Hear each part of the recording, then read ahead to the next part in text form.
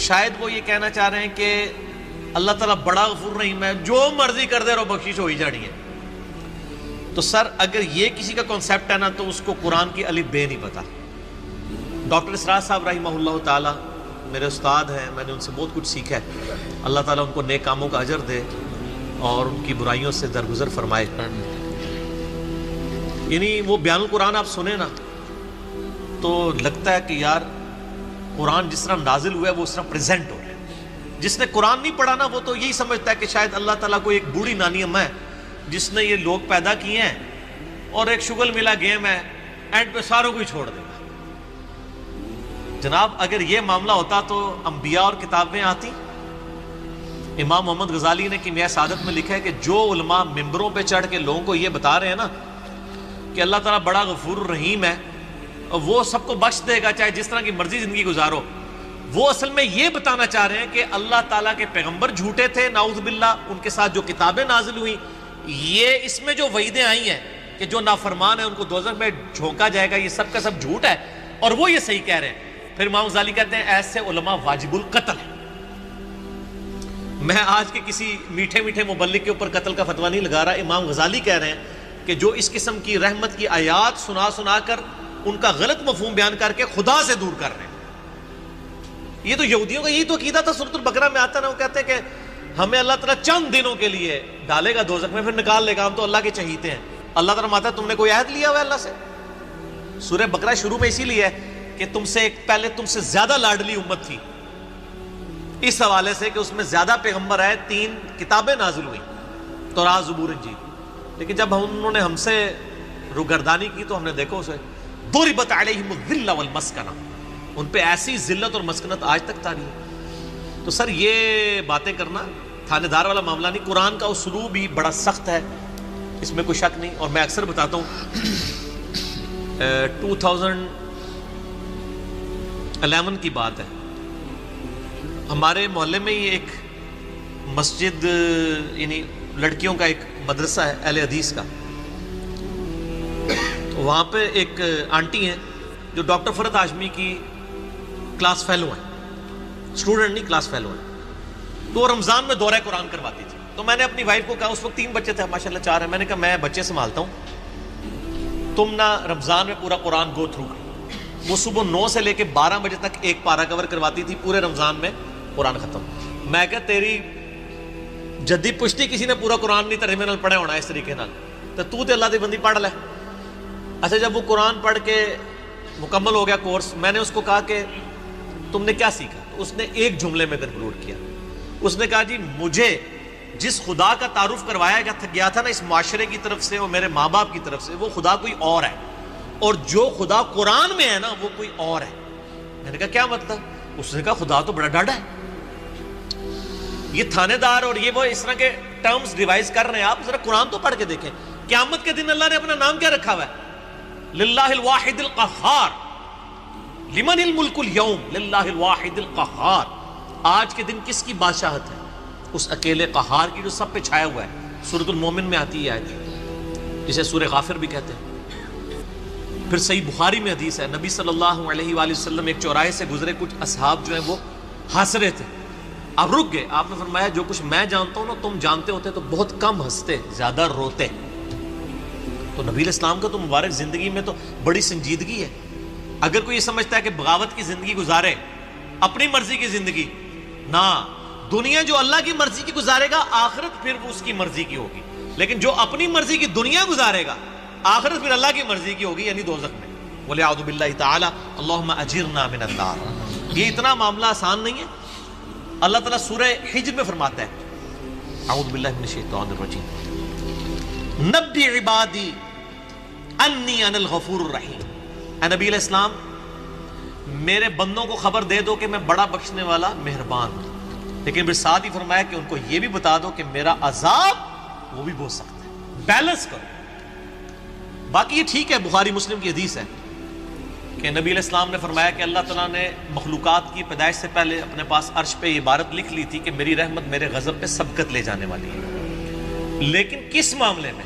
باغیوں کے لیے نہ، ان لوگوں کے لیے جو پوری ایفرٹ پٹ کریں پھر بھی ان سے معاملات سیدھے نہ ہو، اللہ کی طرف رجوع لائیں۔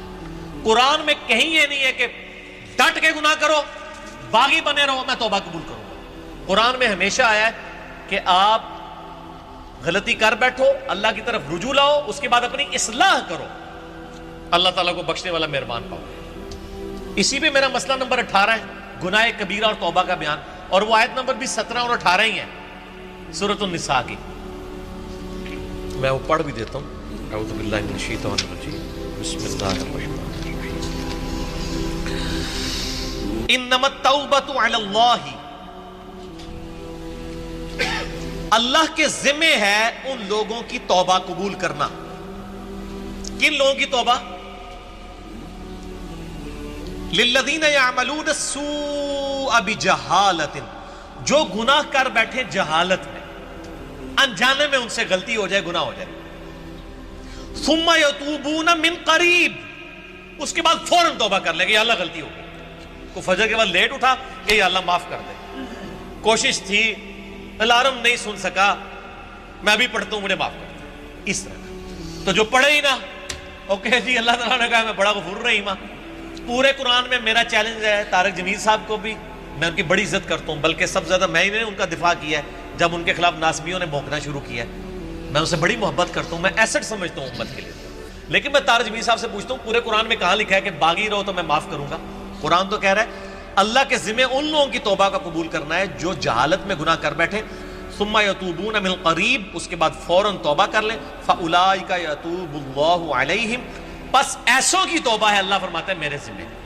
وَكَانَ اللَّهُ عَلِيمًا حَكِيمًا، اور اللہ تعالیٰ علم والا اور حکمت والا ہے، علم ہے اس کے پاس لیکن اس کی حکمت ہے، ڈھیل دیتا ہے کہ چلو توبہ کر لیں۔ اور اگلی آیت وَلَيْسَتِ التَّوْبَةُ، اور اس کی تو کوئی توبہ قبول نہیں ہوگی، یہ میں نہیں کہہ رہا ہوں طاہر جمیل صاحب، یہ اللہ کہہ رہا ہے، لِلَّذِينَ يَعْمَلُونَ السَّيِّئَاتِ، جو کہ گناہ کرتا ہے، حَتَّى إِذَا حَضَرَ أَحَدَهُمُ الْمَوْتُ، یہاں تک کہ جب اس کی موت کا وقت آ جاتا ہے، قَالَ إِنِّي تُبْتُ الْآن، وہ کہتا ہے یا اللہ میں اب توبہ کرتا ہوں۔ وَلَلَّذِينَ يَمُوتُونَ وَهُمْ كُفَّارٌ، اور نہ ہی ان کی توبہ قبول ہوگی جو کفر کی حالت میں مرے، یعنی وہ پہلے مسلمانوں کا ذکر ہو رہا ہے، کافروں کو اللہ نے الگ کر دیا ہے، یعنی ایسے مسلمان جو موت کے وقت توبہ کریں ان کی بھی توبہ قبول نہیں اور کافروں کی بھی۔ اولئک اعتدنا لهم عذابا الیما، ایسے لوگوں کے لیے ہم نے دردناک عذاب تیار کر رکھا ہے۔ اللہم اجرنا من النار، اللہم اجرنا من النار، اللہم اجرنا من النار، اللہم من احییتہ منا فاحیہ علی الاسلام ومن توفیتہ منا فتوفہ علی الایمان۔ تو یہ تو دیکھ لیں، یہ تو قرآن کی ڈاکٹرائن ہے، آپ اس کو تھانے داری والی معاملہ کہہ رہے ہیں اور یہ کر رہے ہیں۔ باقی ٹھیک ہے کہ اگر ایک بندہ گناہگار ہے آپ اس کو یہ کہیں کہ توبہ کر کے اللہ کی طرف آؤ، وہ 99 قتل والا واقعہ بھی ہے نا بخاری مسلم میں، ہم نہیں کہہ رہے مایوسی پیدا کریں، لیکن ہم کہہ رہے خام خواہ لوگوں کو امیدیں بھی نہ دلائیں۔ اور جو سیدنا علی کا قول ہے کہ انسان سویا ہوا ہے جیسے ہی مرے گا جاگ اٹھے گا، اوہ یہ کیا ہو گیا، اے نہ ہو جائے کام نہ پا دو، ڈرانے میں ہی عافیت ہے نا۔ اور آپ کا ڈر کا غلبہ ہی ہوگا تو تب آپ گناہوں سے بچیں گے، صرف خوشخبریوں سے نہیں بچیں گے، ٹھیک ہے۔ میں آپ سے کہتا ہوں اگر دنیا میں یہ آفر کی جائے اللہ کی طرف سے کہ جو مرضی یاشی کرو عذاب کوئی نہیں ہوگا لیکن جنت نہیں ملے گی، سارے کہنے کے جنت ہی کئی لوڑ آتی ہے جنت بنا لینا، پریکٹیکل چیک کر لیں۔ اور اس کے بدلے میں اگر یہ بات کی جائے کہ جی آپ دنیا میں اللہ کی تابع فرمان بن کے رہو، ادروائز آپ کو دوزخ میں جھونک دیا جائے گا، کوئی بچت نہیں ہوگی، تبھی لوگ اللہ کی طرف آئیں گے۔ آپ اگر یہ بھی لالچ لوگوں کو دیں کہ نیک عمال کرو گے تو جنت ملے گی، برے عمال کرو گے تو کچھ نہیں ہوگا، کوئی نہیں کرے گا جب تک آپ ڈر لیں۔ اور یہ نیک بندوں کی اللہ نے نشانی بتائی ہے، وہ دعا کرتے ہیں ربنا اصرف عنا عذاب جہنم ان عذابها کان غراما، سورۃ الفرقان میں جو مسئلہ 120 ہے، اہل ایمان کی 12 خصوصیات، میں نے پورا لیکچر ریکارڈ کروایا ہے۔ ایک خصوصیت یہ کہ وہ دعا کرتے ہیں اے اللہ ہم سے دوزخ کا عذاب پھیر دے، وہ تو ہمارے گلے کا پھندا بن چکا ہے، لٹکتی تلوار ہے۔ اہل ایمان تو ہر وقت ڈرتے رہتے ہیں۔ اللہم اجرنی من النار کیوں وظیفہ تعلیم کیا گیا ہے؟ جامعہ ترمذی میں حدیث ہے سیدنا عثمان جن کو 3 دفعہ جنت کی بشارت ملی ہے، جب قبرستان جاتے تھے اتنا روتے تھے کہ داڑھی آنسوؤں سے تر ہو جاتی تھی۔ لوگ کہتے تھے یہ کیا؟ تو انہوں نے کہا میں نے نبی علیہ السلام سے خود سنا ہے کہ قبر آخرت کی منزلوں میں سے پہلی منزل ہے، جس کی یہ منزل کامیاب ہوئی اس کی اگلی آسان ہوتی چلی جائے گی، اور جو اس میں پھنس گیا اس کی اگلی مشکل در مشکل ہوگی۔ تو حضرت عثمان کو سمجھ آ گئی تھی یہ تھانے داری والا کنسیپٹ جو آپ نے اس کو نام دیا۔ ہم تو تھانے داری نہیں کہتے، ظاہر ہے خدا نے دنیا بنائی ہے اور وہ اسٹیبلش کرنا چاہتا ہے کہ لوگ میرے تابع فرمان ہو، گنڈا گردی کرنے کے لیے تو اس نے دنیا نہیں بنائی ہے۔ تو یہ بڑا کریٹیکل ایشو ہے، اور اس معاملے میں نا مجھے بڑا دکھ ہوتا ہے اس قسم کے وائزین سے، وہ اللہ تعالیٰ کی رحمت کی آڑ میں لوگوں کو اس طرف مائل کر دیتے ہیں کہ وہ الٹا جنہوں کہتے ہیں نا کہ وہ گاٹے فٹ ہونے والی تعلیمات ہو جاتی ہیں، اس سے لوگ پھر نیگیٹو رزلٹ نکالتے ہیں۔ آپ بیلنس بیان کریں، ہم کبھی نہیں کہتے کہ آپ جو ہے نا وہ اس قسم کی باتیں بیان کریں کہ جس کی وجہ سے لوگ اللہ تعالیٰ سے متنفر ہوں۔ آپ دونوں طرف کے مسائل کو بیان کریں۔ اسی قسم کی آیات جو ہے نا وہ یہ آگے سورۃ النحل کی آیت نمبر 119 ہے،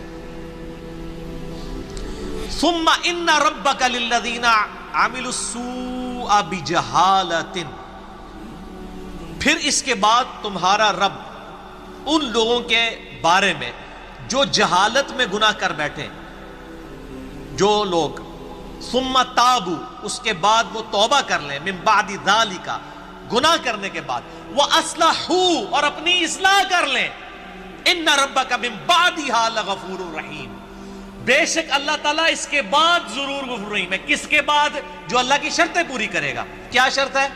جہالت میں گناہ ہوا، پھر اس کے فوراً بعد توبہ کی اور اپنی اصلاح بھی کر لی، خالی چھڑی توبہ نہیں۔ یا ایھا الذین آمنوا توبوا الی اللہ توبۃ نصوحا، اے ایمان والو اللہ کی طرف ایسی توبہ کرو جیسا کہ توبہ کرنے کا حق ہے۔ اب یہ ڈاکٹرائن کلیئر ہوگی، جو توبہ کرے وہ اصلاح کرے، ان ربک بے شک تیرا رب من بعدہا اس کے بعد لغفور رحیم ضرور بخشنے والا مہربان ہے۔ میرا چیلنج ہے، قرآن میں کہیں یہ نہیں ہے کہ آپ باغی ہو جائیں اسی طرح زندگی گزاریں۔ ترمذی میں روایت ہے کہ موت کے غرغرے سے پہلے توبہ قبول، لیکن کس کو پتہ ہے کہ کس وقت موت کا غرغرہ آ جائے گا؟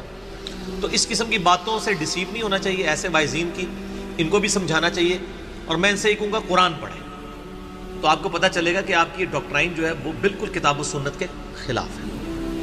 ٹھیک ہو گیا؟ قل اننی ہدانی ربی الی صراط مستقیم، اے نبی تم فرماؤ بے شک مجھے تو ہدایت کا راستہ دکھا دیا ہے میرے رب نے، وَأَنَّ هَذَا صِرَاطِي مُسْتَقِيمًا، اور بے شک یہ ہے میرا راستہ جو کہ سیدھا ہے، فَاتَّبِعُوهُ اس کی پیروی کرو، وَلَا تَتَّبِعُوا السُّبُلَ اور ادھر ادھر کے راستوں کی پیروی مت کرنا، فَتَفَرَّقَ بِكُمْ عَنْ سَبِيلِي وہ تمہیں جدا کر دیں گے، دور کر جائیں گے میرے راستے سے، اللہ کے راستے سے۔ ذالکم وصاکم بہ یہ ہے وہ جس کا تمہیں حکم دیا جاتا ہے، لعلکم تتقون تاکہ تم پرہیزگاری کی روش اختیار کر سکو۔ یہ سورہ الانعام کی آیت نمبر 153 میں اللہ تعالیٰ نے اپنے پیغمبر کی مبارک زبان سے بتایا کہ صراط مستقیم کو فالو کرنا ہے، اور وہ سیدھا راستہ سنگولر کے سیغے میں۔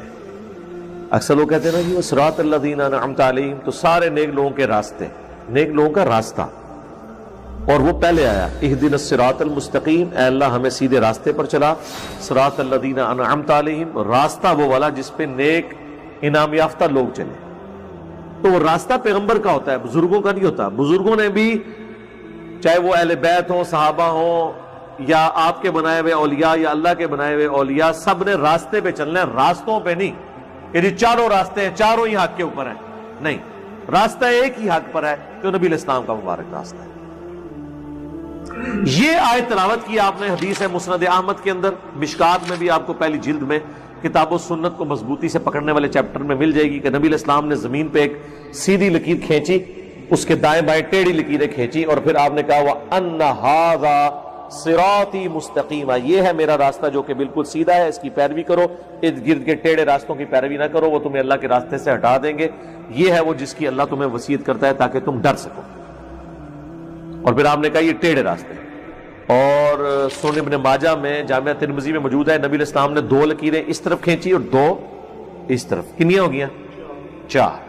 آپ فرمایا اے 4 گھمرائی دے رستے نے، اے سینٹر والا جڑا ہے نا میرا رستہ ہے، ٹھیک ہے جی، چاروں حق پہ نہیں ہے۔ یعنی یہ ہم 4 اماموں کو مانتے ہیں، اماموں کے نام پہ بنائے ہوئے فرقوں کو کہہ رہے ہیں کہ وہ غلط ہے۔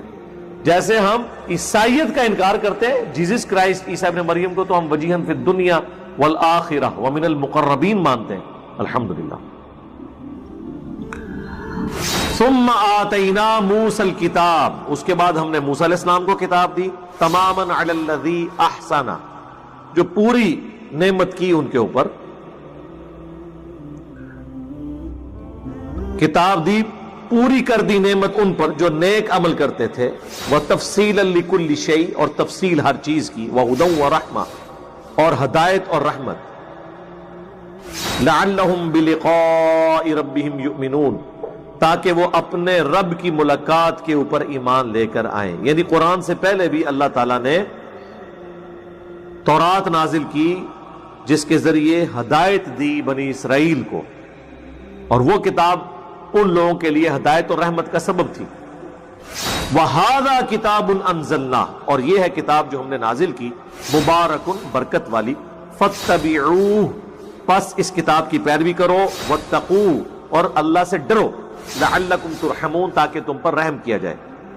أَن تَقُولُوا إِنَّمَا أُنزِلَ الْكِتَابُ عَلَى طَائِفَتَيْنِ مِنْ قَبْلِنَا، ہم نے قرآن تمہیں اس لیے دیا تاکہ تم قیامت کے دن اللہ کو یہ گلہ نہ کر سکو کہ ہم سے پہلے 2 بھاری گروہوں کے اوپر، یعنی یہودیوں اور نصرانیوں، یہودیوں اور عیسائیوں کے اوپر تو کتابیں نازل ہوئی تھیں، تعلیمات آئی تھیں۔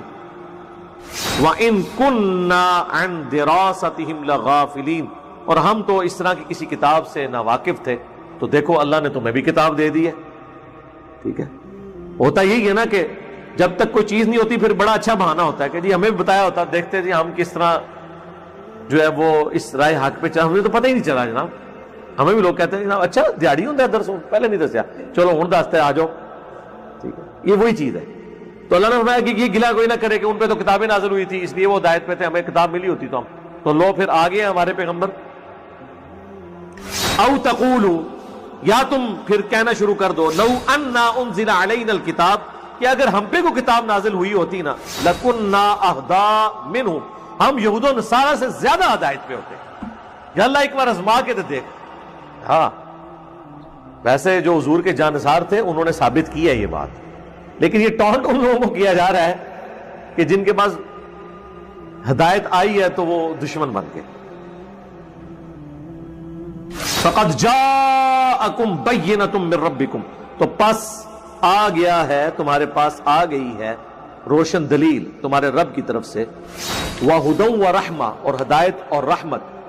فمن اظلم ممن کذب بآیات اللہ، تو اس سے بڑھ کر ظالم کون ہے جو اب اس قرآن کی آیات کو، اللہ کی آیات کو جھٹلا دے، وصدف عنہا، اور اس سے روگردانی کر دے۔ سنجزی الذین یصدفون عن آیاتنا، ان قریب ان لوگوں کو جو ہماری آیات سے منہ موڑ لیتے ہیں، سوء العذاب، برا عذاب دیا جائے گا، بما کانوا یصدفون، بسبب اس کے کہ جو راہ حق سے وہ اناد کیا کرتے تھے۔ هل ينظرون الا ان تأتيهم الملائکہ، کیا تم اس بات کے انتظار میں ہو کہ اللہ کے فرشتے نازل ہو جائیں عذاب لے کر؟ او یأتی ربک، یا تمہارا رب خود آ جائے، یعنی قیامت کے دن آنا نا، وجاء ربک والملک صفا صفا۔ او یأتی بعض آیات ربک، یا اللہ کی طرف سے کوئی بڑی نشانی آ جائے عذاب کی شکل میں تم پر۔ یوم یأتی بعض آیات ربک، پھر اس روز جب کہ نشانی آئے گی نا تمہارے رب کی طرف سے کوئی ایسی، لا ينفع نفسا ایمانها، تو پھر کسی ایمان لانے والی جان کے ایمان کو اللہ قبول نہیں کرے گا جب منہ مانگا معجزہ دے دیا جائے گا۔ تو ایسا ہوا نہیں ہے، لیکن پہلے سنت ہے، جس طرح کہ اونٹنی کا معجزہ آیا تو پھر قوم سمود کی توبہ اللہ نے قبول نہیں کی۔ لم تکن آمنت من قبل، جو کہ پہلے ایمان نہیں لایا ہوگا اس وقت ایمان لانا اسے نفع نہیں دے گا. او کسبت فی ایمانہا خیرا، یا پہلے اس نے اپنے ایمان کے ساتھ کوئی نیکی نہیں کی ہوئی تھی تو وہ اس کے کام نہیں آئے گی. پھر قُلْ انتظروا، اے نبی تم فرماؤ کہ انتظار کرو، انا منتظرون، بے شک میں بھی انتظار کرنے والا ہوں. ان الذین فرقوا دینہم، یہ وہ آیت آگی جو ہم نے اپنے منہج کے اوپر لکھ کے لگائی ہوئی ہے. اس کے اوپر میں کافی تفصیل سے پہلے بول چکا ہوں پچھلی قرآن کلاسز کے اندر. یہ تو ایک آیت ہے کہ اس پہ ہم کتنی دفعہ بولیں، ہماری پوری دعوت ہی یہی ہے کہ فرقہ واریت سے بچ کے آپ نے اسلام کی طرف آنا ہے. بے شک وہ لوگ جنہوں نے دین میں فرقے بنا لیے، وَكَانُوا شِيَعًا، اور گروہوں میں بٹ کے، لَسْتَ مِنْهُمْ فِي شَيْءٍ، اے نبی آپ کا ان سے کوئی تعلق نہیں ہے. اِنَّمَا أَمْرُهُمْ إِلَى اللَّهِ، ان کا معاملہ اللہ کے سپرد. ثُمَّ يُنَبِّئُهُمْ بِمَا كَانُوا يَفْعَلُونَ، پھر اللہ تعالیٰ انہیں خبر دے دے گا جو دنیا میں وہ کرتوت کیا کرتے تھے. یہ ویسے تعویل خاص کے اعتبار سے تو یہود و نصارہ کے بارے میں، لیکن تعویل عام میں جنہوں نے بھی دین میں فرقے بنائے ان کے اوپر یہ فٹ ہے کہ اللہ کے نبی کا تعلق ان کے ساتھ نہیں. بھئی یہود و نصارہ اگر فرقے بنائے ان کے ساتھ اللہ کے نبی کا تعلق نہیں اور مسلمان بنائے تو نہیں ہوگا. جسے فٹ اسے گفٹ. من جاء بالحسنہ، جو کوئی قیامت کے دن نیکی لے کر آیا ایک، فَلَهُ عَشْرُ أَمْثَالِهَا، تو اللہ تعالیٰ اس کو 10 گنا لوٹائے گا، اس کا ثواب 10 کے. وَمَنْ جَاءَ بِالسَّيِّئَةِ، اور جو کوئی ایک گناہ لے کے آئے گا، فَلَا يُجْزَى إِلَّا مِثْلَهَا، تو اس کو ایک کے بدلے ایک ہی برائی کا وبال چکھنا پڑے گا. یہ اللہ کی رحمت ہے. سبحان اللہ بحمدہ عدد خلقہ ورضا نفسہ وزنۃ عرشہ ومداد کلماتہ. وہم لا یظلمون، اور ان پر ظلم نہیں کیا جائے گا. اب وہ مشہور آیات آ رہی ہیں جو میں نے کئی ایک لیکچرز میں پڑھی ہیں. قل اننی ہدانی ربی الی صراط مستقیم، اے نبی تم فرماؤ بے شک مجھے تو ہدایت کا راستہ دکھا دیا ہے میرے رب نے، سیدھے راستے کی طرف میری رہنمائی کر دی ہے. دینا قیما ملت ابراہیم حنیفا، جو دین قائم ہے ابراہیم کی ملت پہ، جو سب سے ٹوٹ کر ایک اللہ کے ہو گئے تھے. وما کان من المشرکین، اور وہ شرک کرنے والوں میں شامل نہیں تھے. قل ان صلاتی، اے نبی فرما دیجئے بے شک میری نماز، ونسکی، اور میری قربانی، ومحیایا، اور میری زندگی، ومماتی، اور میری موت، للہ رب العالمین، سب کچھ اللہ کے لیے. یہ جناب رکت انگیز آیات ہیں، گھنٹوں بولا جا سکتا ہے، لیکن اس صورت کو کنکلوڈ کرتے ہیں لا شریک لہ، میں اس کے ساتھ کسی کو شریک نہیں ٹھہراتا، اس کا کوئی شریک نہیں ہے. وَبِذَلِكَ أُمِرْتُ، اور مجھے بھی اسی بات کا حکم ہوا ہے. وَأَنَا أَوَّلُ الْمُسْلِمِينَ، کہ سب سے پہلے میں اپنے آپ کو مسلم، سر تسلیم خم کرنے والا، تابع فرمان ڈکلیئر کروں. نبی علیہ السلام کے لیے آیا کہ آپ کے سب سے پہلا مسلم میں ہوں، سب سے پہلے میں اپنے رب کے سامنے سرنڈر کرتا ہوں. قُلْ أَغَيْرَ اللَّهِ أَبْغِي رَبًّا، اے نبی ان سے فرماؤ کہ کیا میں اللہ کے سوا کسی اور ہستی کو اپنا رب مان لوں؟ وَهُوَ رَبُّ كُلِّ شَيْءٍ، جبکہ وہ ہر چیز کا پالنے والا ہے. وَلَا تَكْسِبُ كُلُّ نَفْسٍ إِلَّا عَلَيْهَا، اور کوئی نہیں کماتا شخص مگر وہ اس کا ذمہ دار خود ہوتا ہے. یعنی جو کوئی دنیا میں کرتوت کرے گا بھگتنے اسی کو پڑیں گے، کوئی جان کسی کا بوجھ اٹھانے والی نہیں ہوگی. اور وہ آگے بات آ بھی گی ساتھ ہی اس کے ساتھ. وَلَا تَزِرُ وَازِرَةٌ وِزْرَ أُخْرَى، اور کوئی بوجھ اٹھانے والی کسی دوسرے کے گناہوں کا بوجھ نہیں اٹھائے گی. ثُمَّ إِلَىٰ رَبِّكُمْ، اس کے بعد لوٹ کر تمہیں جانا ہے، مَرْجِعُكُمْ، اپنے رب کی طرف. فَيُنَبِّئُكُمْ بِمَا كُنْتُمْ فِيهِ تَخْتَلِفُونَ، تو وہ تمہیں بتا دے گا جو کچھ تم دنیا میں اختلاف کیا کرتے تھے. لیکن وہاں پتہ لگنے کا فائدہ نہیں ہے. اگر یہود و نصارہ کو، قادیانیوں کو مرنے کے بعد اللہ کے حضور پیش ہو کے پتہ چلا کہ یہ حق ہے اور یہ باطل، تو واپس نہیں وہ دنیا میں آ سکتے. وَإِذَا مَسَّ الْإِنسَانُ ضُرٌّ دَعَا رَبَّهُ مُنِيبًا إِلَيْهِ، اور جب انسان کو کوئی تکلیف پہنچتی ہے تو وہ اپنے رب کو پکارتا ہے بڑے رجوع کے ساتھ، بڑی لمبے ہاتھ اٹھا کے اللہ کی طرف متوجہ ہوتا ہے. ثُمَّ إِذَا خَوَّلَهُ نِعْمَةً مِّنْهُ، جب ہم اسے اپنی طرف سے نعمت عطا کر دیتے ہیں، نَسِيَ مَن كَانَ يَدْعُو إِلَيْهِ مِن قَبْلُ، تو وہ ایسا بھول جاتا ہے جیسا کہ اس نے کبھی ہمیں پکارا ہی نہیں تھا. یہی ہوتا ہے. یعنی دنیا میں لوگ اللہ کو پکارتے ہیں، اللہ تعالیٰ مصیبت پریشانی حل کر دیتا ہے، اس کے بعد وہ یا تو اور ہستیوں کی طرف اس تکلیف کے دور کرنے کو منسوخ کرنا شروع کر دیتے ہیں، یا وہ کہتے ہیں جی میری تو پلاننگ ہی بڑی چنگی تھی، دیکھو نا میں اس ٹائم بڑا منو سمجھ آ گئی سی کیا ہونا ہے تو میں کر لیا سی، تو انہوں اللہ نے بندہ جنی مرضی سمجھ آ جائے۔ اللہ کے سامنے تو اتنے فیکٹرز ہیں کہ کسی بھی انسان کو کسی بھی وقت وہ آنے واحد میں ہیرو سے زیرو اور زیرو سے ہیرو کر دے، اس کے لیے کوئی مسئلہ ہے؟ یعنی انسان کی ساری پلاننگز دھری رہتی، جیسا کہ مولا علی رضی اللہ تعالیٰ عنہ علیہ السلام کا قول ہے کہ میں نے اپنے ارادوں کے ٹوٹنے سے اپنے رب کو پہچانا ہے، ان میں پورا ارادہ کر لیتا ہوں، سارے کے سارے سرکمسٹانسز فیوریبل ہوتے ہیں میرے لیے، ڈن، اچانک پتہ ہی نہیں چلتا کہ یہ کیا ہو گیا، ایسا ہو جاتا ہے میرے بھائیوں۔ اور یہی چیزیں بیسیکلی اللہ تعالیٰ اپنا آپ انسان کو دکھاتا ہے کہ کوئی شخص اللہ تعالیٰ سے کبھی بھی آزاد نہیں ہو سکتا،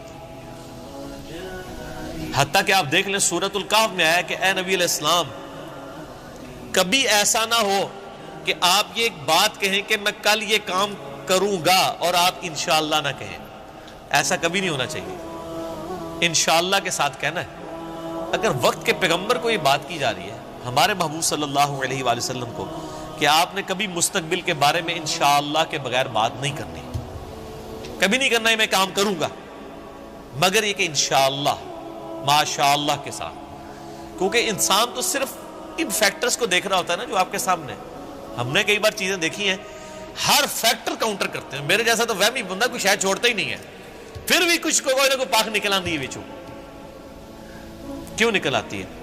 انسان کبھی آزاد نہیں ہوتا اللہ سے، اس کی تقدیر سے کبھی آزاد نہیں ہو سکتا، اسی لیے الحمدللہ عرصہ دراز سے ہم اپنی پوری ایفرٹ کر کے اس کے بعد اللہ پر ہی توقع رکھتے ہیں، اور میں یعنی جتنا اپنے دنیاوی معاملات میں یا دین کے کام میں ریسورسز کو مینج کرنے میں وہمی ہوں نا، اس سے زیادہ میں الحمدللہ عرصہ دراز سے اللہ کے بارے میں وہمی ہوں کہ جب کچھ میں سب کچھ کر لیتا ہوں نا، اور مجھے سب سے زیادہ جس چیز کی ٹینشن ہوتی ہے نا وہ اللہ کی ہوتی ہے کہ اللہ تعالیٰ کو رکاوٹ نہ ڈال دے، اللہ کی طرف متوجہ رہتا ہوں ہر معاملے میں، اور اس کا میں نے پھر پازیٹیو رزلٹ دیکھا ہے کہ میرے بگڑے ہوئے کام جس میں نے کئی چیزیں اوور لک کی بھی ہوتی ہیں وہ پھر اللہ نے سنبھالی ہوتی ہیں، وہ خود بخود ریزالو ہونی شروع ہو جاتی ہیں، پتہ ہی نہیں چلتا کہ کہاں سے اللہ تعالیٰ معاملات کو سیدھا کرتا ہے۔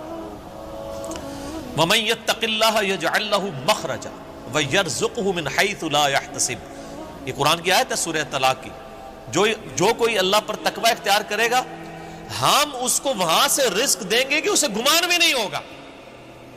ان اللہ بالغ امری، اللہ تعالیٰ اپنے کاموں کو پورا کر کے رہتا ہے، اللہ نے جو ارادہ کر لیا ہے نا جس کام کو بلوغت تک لے کے جانے کا وہ اس نے کر دیتا ہے، لیکن قد جعل اللہ لکل شیء قدرا، لیکن ہر چیز کے لیے اللہ نے ایک اندازہ مقرر کر رکھا ہے، یعنی جب وہ وقت آئے گا نا تبھی وہ معاملات ہوں گے، اس سے پہلے نہیں ہو سکتے، آپ جتنا مرضی ٹل لگا لیں، جس چیز کا جو وقت ہے وہ اسی وقت پہ ہونا۔ تو اللہ تعالیٰ فرماتا ہے کہ یہ جب ہم ان کو عطا کر دیتے ہیں پھر یہ فوراً اللہ کو بھول جاتے ہیں۔ وہ میں اگلے دن وہ قاسم علی شاہ صاحب کی ایک ویڈیو دیکھ رہا تھا، انہوں نے بڑی اچھی بات کی واسف علی واسف صاحب کے حوالے سے، وہ کہہ رہے تھے کہ وہ بتا رہے تھے کہ اللہ کی طرف آپ کی توجہ اور توکل کا لیول کیا ہونا چاہیے۔ ایک تو وہ توکل ہے جو ہمیں واعظین کی تقریروں میں نظر آتا ہے، ان کی کتابوں میں نظر آتا ہے، پریکٹیکلی وہ 1% اللہ پہ توکل نہیں کرنے والے ہوتے ہیں۔ اگر اللہ پہ توکل ہو تو وہ اپنے چاہنے والوں اور مریدین سے چندے اکٹھے نہ کر رہے ہوں اور ایک ایک چیز کی ٹینشن کر رہے ہوں، تو وہ ایسے معاملات نہیں ہوتے۔ وہ میرے ایک دوست ہیں، یہ واقعہ آپ نے یاد رکھ رہے ہیں، میں دوبارہ آپ کو قاسم علی شاہ صاحب والا بعد میں سناتا ہوں، مجھے ایک اور واقعہ یاد ہے۔ میرے ایک دوست ہیں تو وہ کہتے ہیں کہ میرے ساتھ ایک پیر صاحب کے بیٹے جو ہے نا وہ کالج میں پڑھتے تھے، تو وہاں پہ کافی وہ عرس وغیرہ لگتا تھا، بڑے دور دراز سے لوگ آتے تھے، تو کہتے ہیں کہ وہ جب جن دنوں میں عرس ہوتا تھا نا تو وہ پولیس کو بار بار فون کر رہے ہیں کہ جناب سیکیورٹی کا بڑا خیال رکھنا ہے لوگوں دی جی، یعنی یہ لوگ آتے نے پچھلی بار بھی آیا ہو گیا سی ہے کی ہویا سی جیب کٹ گئی تھی۔ میں نے دیکھا کہ پیر خانے پہ یا کوئی عرس پہ لوگ جا رہے ہوں، لوگ ان کو وہاں پہ مار رہے ہوں کہ یہاں ادھر کیا کرنے آئے ہیں، وہ تو بیچارے بڑے کمزور لوگ ہیں جو عرسوں کے خلاف ہیں، نہ ان کے پاس یہ کیپیبلٹی کہ وہ مارنے والے تو دوسری پارٹی ہیں۔ تو کہتا میں نے اس کو کہا یار تم اتنی ٹینشن کو لیتے ہو، مطلب جو آ رہا ہے اس کو کہنا ہے جی اللہ تو بندے ہوئے جیبا کٹ جائیں گے سانو کے دیں گے تھے آگے، یہ اس نے خود بول کے کہا اس نے کہا ہمارے مریدین کی اگر جیبیں کٹ گئیں تو یہ ہمیں کیا دیں گے، تو ہمیں ان کی جیبوں کی زیادہ فکر ہوتی ہے، اور مریدین اس لیے سے جا رہے ہیں کہ پیر صاحب جو ہے نا وہی ہماری حفاظت کرنے والے ہیں، اور پیر صاحب آپ کی جیب کی حفاظت کے لیے خود پولیس کے محتاج ہیں، آپ اندازہ کر لیں۔ اور وہ قاسم علی شاہ صاحب کہنے لگے کہ وہ واصف علی واصف صاحب ایک مجلس میں فرما رہے تھے کہ اللہ کے بندوں میں اور دنیا داروں میں کیا فرق ہوتا ہے۔ وہ کہتے ہیں اللہ کے بندے جو ہوتے ہیں نا، ان کو کوئی اگر پتھر بھی مار دیتا ہے نا آ کے، تو ان کو پتھر مارنے پر بھی غصہ نہیں آتا، وہ اوپر دیکھ کہتے ہیں یا اللہ خیر ہے، وہ غلطی ہوگی، کیوں؟ یہ حقیقت بات ہے کہ فاعل حقیقی اللہ ہے، یہ ذہن میں رکھیے گا۔ آپ کو جو مخلوق کی طرف سے تکلیف بھی پہنچتی ہے نا، اس کا فاعل حقیقی بھی اللہ ہے، کیونکہ جو ہزاروں تکلیف کے درمیان ہرڈل بنا ہوا ہے، اسی نے اجازت دی ہے نا کہ چلو ایک چونڈی انہوں وڈ لے جائے، کیونکہ ہزاروں تکلیفیں تو اس نے آلریڈی بلاک کی ہوئی ہیں، ہمیں تو پتہ ہی نہیں کہ کہاں کہاں سے۔ آپ نے اگر یہ چیز دیکھنی ہے تو آپ حیران ہوں گے کہ چھوٹے بچوں کا بڑا ہو جانا یہ معجزے سے کم نہیں ہے۔ بچے جس طرح اندھوں کی طرح بھاگتے ہیں، ایک کن پٹی پہ صرف ایک جو ہے کارنر لگنے کی مار ہے نا بچے کی ڈیتھ، بڑا بندہ مر جاتا ہے۔ کس طرح بستروں سے گرتے ہیں، جا کے کبھی کہیں گرتے ہیں، سیڑھیوں سے نیچے گر جاتے ہیں، کہیں جا کے لگتے ہیں، کبھی کچھ ٹوٹ جاتا ہے، کبھی ادھر آ کے بندہ کہتا ہے اوہ شکر ہے جی بس نیڑے نیڑے بچا ہے، اللہ سے بنو اللہ نے بچایا ہوتا ہے، ہمیشہ ہی بچ جاتا ہے بندہ۔ کتنے بچوں کی آنکھیں نکل جاتی ہیں بچپن میں، ورنہ تو آدھے ادھر جو ہے وہ کانے ہی بیٹھے ہوئے ہوں۔ یہ اللہ نے بڑے کیے ہوتے ہیں، یہ اللہ قرآن پاک میں آیات ہیں، اللہ فرماتا ہے کہ ہم نے فرشتے معمور کیے ہوئے انسانوں کی حفاظت کے اوپر، یہ ساری چیزیں اللہ لے کے چل رہا ہوتا ہے۔ لیکن اللہ فرماتا ہے جب ہم تکلیف دور کر دیتے ہیں پھر کہتے ہیں یہ تو کوئی کہہ دیتا ہے بزرگوں نے کیا ہے، کوئی کچھ کہہ دیتا ہے، کوئی کچھ کہہ دیتا ہے۔ وہ ایک مجھے لطیفہ یاد آ گیا، وہ ایک بندہ جو ہے وہ سمندری طوفان میں پھنس جاتا ہے، اور جب وہ ڈوبنے لگتا ہے تو کہتا ہے یا اللہ منو بچا لے، میں دیکھ دیا گا تیرے نادی، ٹھیک ہے جی، تو وہ اللہ تعالیٰ بچا لیتا ہے۔ تو وہ پھر کنارے آ کے کہتا ہے جی، وہ تو پھر ظاہر ہے اس نے مکر ہی جانا ہوتا ہے، جو اللہ تعالیٰ آتا ہے کہ جب ہم ان کی تکلیف دور کرتے ہیں پھر یہ بھول جاتے ہیں ہمیں۔ تو کنارے پہ پہنچ کے آتا ہے کیڑی دیکھ، کوئی دیکھ شیک نہیں ہو۔ تو وہ پھر ایک اور ہچکولا اس کو آتا ہے، تو پھر وہ سمندر میں کہتا ہے نہیں یا اللہ میں پوچھ رہا تھا مٹھی کے لونی، ٹھیک ہے، کیڑی دیکھ تو مراد ہے، مطلب نہیں، یہ اللہ نے تو نہیں دھوکھا دیتا جا سکتا ہے، دنیا ہی دھوکھا دیتا جا سکتا ہے کہ میٹھی دیکھ یا نمکین۔ تو یہ وہی چیز ہے، اللہ تعالیٰ فرماتا ہے کہ یہ جب ہم ان کی تکلیف دور کرتے ہیں تو اس طرح بھول جاتے ہیں کہ جیسا کہ ہمیں کبھی پکارا ہی نہیں تھا۔ وَجَعَلَ لِلَّهِ أَنْدَادًا، اور اللہ کے مقابلے پہ اور ہستیاں کھڑی کر دیتے ہیں کہ یہ انہوں نے کیا ہے۔ بچہ اللہ نے دیا ہوتا ہے، کہتے ہیں نہیں وہ ان کی وجہ سے ہوا ہے، لِيُضِلَّ عَنْ سَبِيلِهِ، تاکہ بہکا دیں اللہ کی راہ سے۔ حقیقت بات ہے کہ یہ شیطان انسان کے دل میں یہ وسوسہ ڈالتا ہے کہ یہ فلاں کی وجہ سے ہوا ہے۔ آپ ہندوؤں کے پاس چلے جائیں، وہ بھی یہی کلیم کرتے ہیں کہ جی ہم فلاں مندر میں گئے تھے تو ہمیں اولاد ہوگی، حالانکہ اللہ دے رہا ہوتا ہے۔